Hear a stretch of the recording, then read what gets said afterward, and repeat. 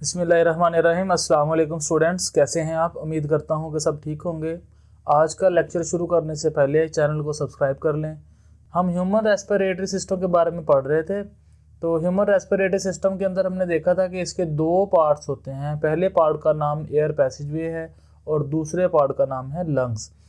पिछले लेक्चर के अंदर हम एयर पैसेजवे कंप्लीट पढ़ चुके हैं। हमने देखा था कि एयर पैसेजवे एक कनेक्टेड ट्यूब है जो नेज़ल कैविटी से स्टार्ट होती है और लंग्स तक जाती है। लंग्स के अंदर जो ब्रोंक्यूल्स और एल्वेलाई मौजूद होते हैं वहाँ तक जाती है।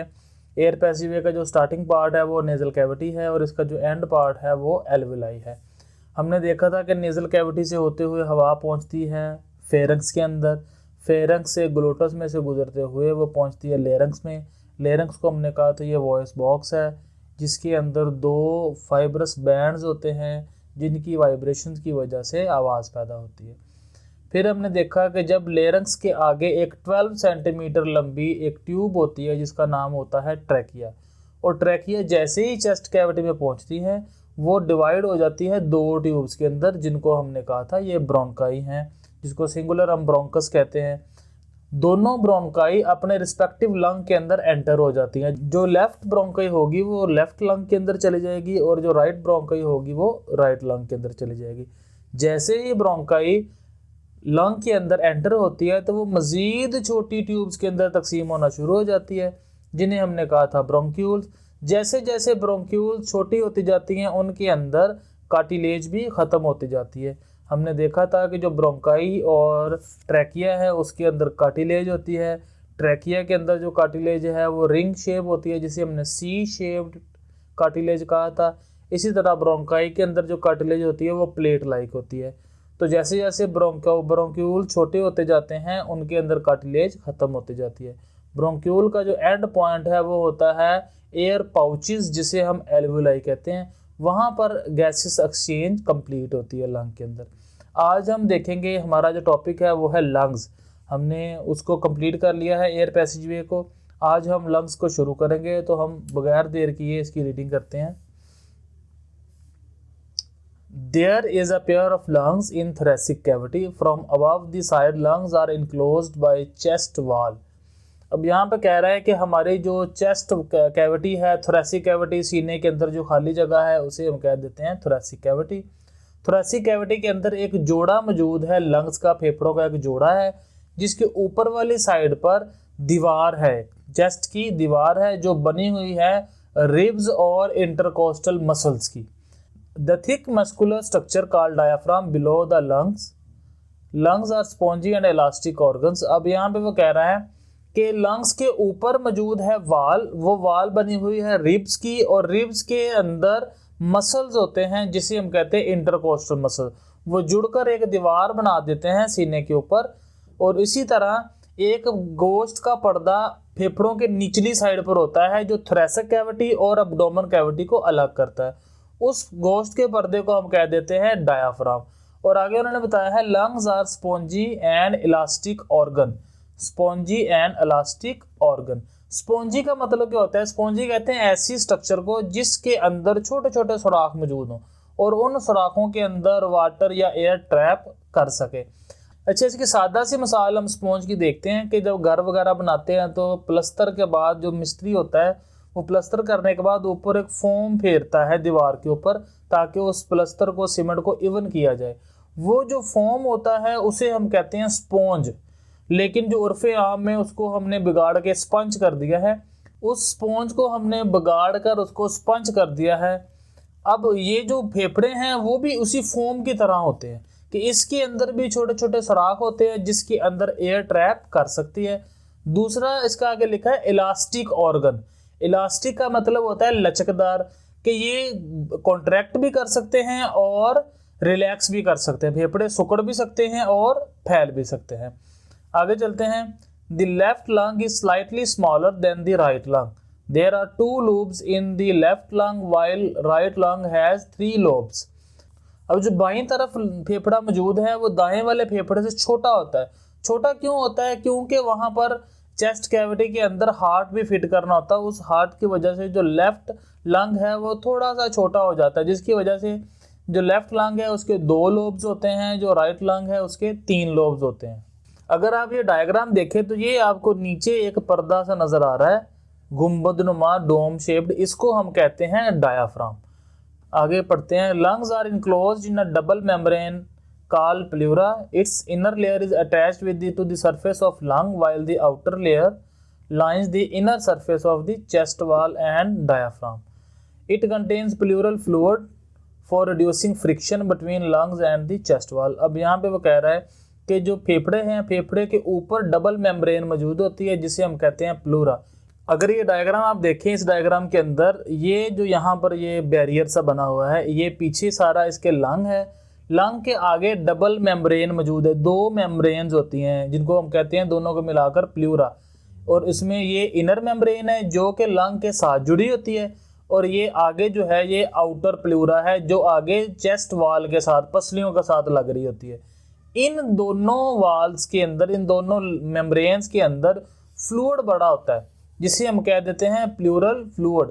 इस फ्लूइड का काम क्या है? ये लंग को कुशन प्रोवाइड करता है कि जब लंग्स फैलते हैं या सिकुड़ते हैं, जब वो लंग फैलेंगे तो वो दीवार के साथ लग सकते हैं, पसलियों के साथ लग सकते हैं, जिसकी वजह से लंग के डैमेज होने का खतरा है। तो उस डैमेज से बचाने के लिए इन 2 प्लूरल मेम्ब्रेन के दरमियान में फ्लूइड होता है जो इसकी फ्रिक्शन को भी कम करता है जब ये दीवारों के साथ लगते हैं, और लंग डैमेज को रोकता है। अब तक हम देख चुके हैं कि हमारी जो चेस्ट कैविटी है, जिसे हम थोरेसिक कैविटी भी कहते हैं, उसके अंदर 2 फेफड़े मौजूद होते हैं। फेफड़ों के ऊपर एक दीवार होती है पसलियों की और इंटरकोस्टल मसल्स की, और निचली तरफ एक मस्कुलर स्ट्रक्चर मौजूद होता है जिसे हम डायाफ्राम कहते हैं। उसके बाद हमने देखा कि जो लंग्स हैं ये स्पॉन्जी इन नेचर होते हैं और इलास्टिक ऑर्गन्स हैं जो फैल या सिकुड़ सकते हैं। उसके बाद जो लेफ्ट लंग है वो थोड़ा छोटा होता है, उसके अंदर 2 लोब्स मौजूद होते हैं, और राइट के अंदर राइट वाला जो है बड़ा होता है और उसके अंदर 3 लोब्स होते हैं। अब लंग्स के ऊपर एक डबल मेम्ब्रेन मौजूद होती है जिसे हम कहते हैं प्लूरा मेम्ब्रेन। इस डबल मेम्ब्रेन के दरमियान एक फ्लूइड होता है जिसे हम कहते हैं प्लूरल फ्लूइड। जो इसकी इनर मेम्ब्रेन है वो लंग के साथ लगी होती है, और जो आउटर मेम्ब्रेन है वो बाहर पसलियों की दीवार के साथ होती है, सीने की दीवार जो है उसके साथ। और जो फ्लूइड है उसका काम क्या है कि लंग को कुशन प्रोवाइड करना। जब लंग सिकुड़ेगा या फैलेगा तो वो फ्रिक्शन उसकी कम हो चेस्ट के साथ या डायाफ्राम के साथ। अगला जो हमारा टॉपिक है वो है ब्लड सर्कुलेशन इन लंग्स। कि इस टॉपिक के अंदर हम देखेंगे कि जो एल्वोलाई है लंग्स के अंदर मौजूद, उनके ऊपर जो ब्लड सर्कुलेशन है वो कैसे हो रही है, कि ऑक्सीजन कैसे ब्लड के अंदर दाखिल हो रही है और निकल कैसे रही है। ये टॉपिक स्टार्ट करने से पहले हम एक बात ज़हन में रखेंगे कि ब्लड सर्कुलेशन के अंदर 3 तरह की वेसल्स होती हैं जिनके अंदर ब्लड आता है। एक को हम कहते हैं आर्टरी, एक को कहते हैं वेन, और तीसरी होती है capillaries.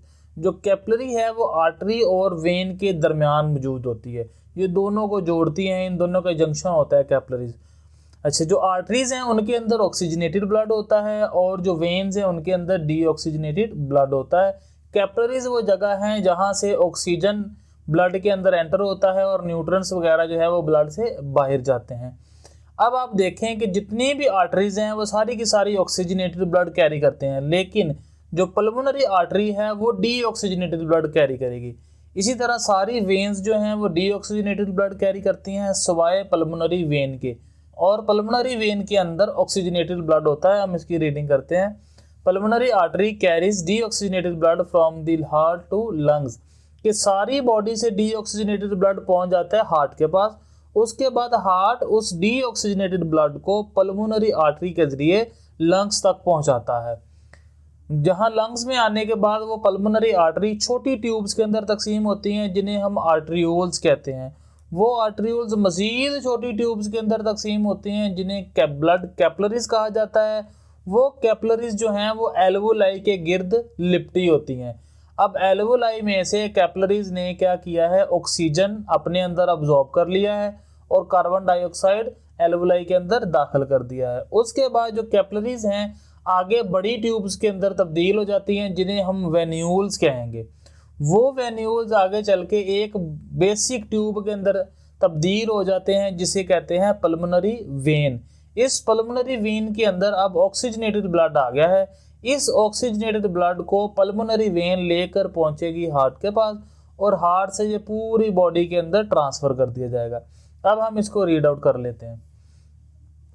Inside each lung, the pulmonary artery divides into smaller arterioles। के pulmonary artery छोटी arterioles के अंदर तकसीम हो जाती हैं।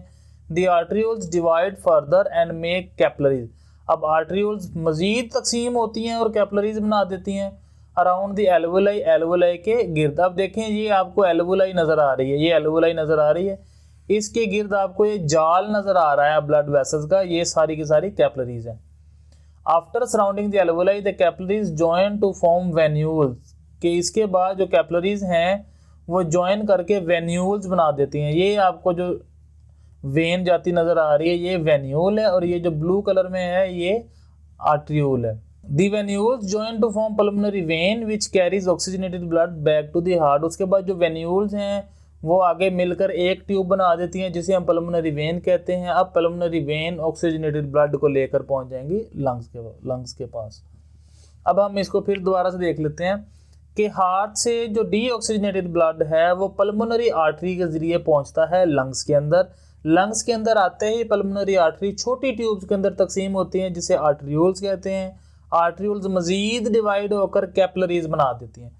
अब कैपिलरीज के अंदर एक्सचेंज ऑफ गैसेस होती है। कैपिलरीज में से कार्बन डाइऑक्साइड निकल जाती है और ऑक्सीजन अब्जॉर्ब हो जाती है। अब खून के अंदर ऑक्सीजन ऐड हो गया तो अब हम इसे कहेंगे ऑक्सीजनेटेड ब्लड। ये ऑक्सीजनेटेड ब्लड अब वेन्यूल के अंदर पहुंच गया।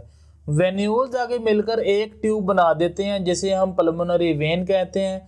पल्मोनरी वेन अब डीऑक्सीजनेटेड ब्लड को लेकर हार्ट के पास वापस आ जाएगी और यहाँ से हार्ट पूरी बॉडी के अंदर ब्लड को सर्कुलेट कर देगा।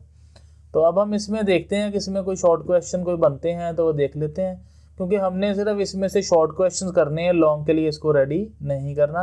और उसके बाद हम उर्दू मीडियम में वो क्वेश्चन बनाएंगे। सबसे जो पहला क्वेश्चन है वो लंग्स के बारे में पूछ सकता है कि what do you know about lungs, के लंग्स के बारे में आप क्या जानते हैं। जब लंग्स के बारे में वो पूछेगा तो आपने ये सारा टॉपिक यहाँ तक लिख देना है। राइट लंग्स हैव 3 लूब्स, लेकिन इसके अंदर ये डायाफ्राम वाला जो पार्ट है ये आपने नहीं बताना। ये डायाफ्राम वाली जो 2 लाइंस हैं इनके अलावा आपने ये पूरा राइट आउट कर देना है लंग्स के अंदर। अच्छा, अगला इसमें जो क्वेश्चन बनेगा वो प्लूरा का बनेगा कि डिफाइन प्लूरा या what is the role of pleura. तो उसमें आपने यहाँ से लंग्स आर इनक्लोज से स्टार्ट करना है और इसको ये डायाफ्राम तक लिख देना है। यहाँ तक इसको आपने कंप्लीट कर देना है। ये डेफिनेशन हो जाएगी प्लूरा की और इसका रोल भी। अगला इसमें शॉर्ट क्वेश्चन प्लूरल फ्लूइड के बारे में पूछा जा सकता है। वो यहाँ से लेके यहाँ तक लिखेंगे। सिर्फ आपने क्या करना है, इस इट की जगह आपने प्लूरा लिख देना है, इट की जगह प्लूरा लिख देना है, बाकी ये सेम रहेगा। इसी तरह हम उर्दू मीडियम की बुक्स पे भी क्वेश्चन बना लेते हैं। पहला वो सवाल कर सकता है जी फेफड़ों के बारे में आप क्या जानते हैं। ठीक है, इसको आपने सारा यहाँ से लेके यहाँ तक लिखेंगे, लेकिन इसके अंदर 2 लाइंस नहीं लिखेंगे। यहाँ जबके से लेके डायाफ्राम कहते हैं तक, इसके अलावा आपने इसको पूरा लिख देना है। अगला फंक्शन प्लूरा के बारे में होगा कि प्लूरा का फंक्शन क्या है, इसका रोल क्या है, कि क्या किरदार है, प्लूरा होती क्या है। तो आप फेफड़ों के गिर्द से लेके के साथ लगी होती है, यहाँ तक ये प्लूरा की डेफिनेशन होगी और उसके बाद आगे प्लूरल फ्लूइड की डेफिनेशन होगी। अब जो फेफड़ों के अंदर खून की गर्दश है ये एज इट इज़ पूरा क्वेश्चन बन जाएगा, तो ये शॉर्ट क्वेश्चन के तौर पे अपने सारा लिख देना। ठीक है बच्चों, आज के लिए इतना काफ़ी है। तो कल हम पढ़ेंगे मैकेनिज्म ऑफ ब्रीदिंग। तब तक के लिए अल्लाह हाफिज़। जाते जाते चैनल को सब्सक्राइब कर दें।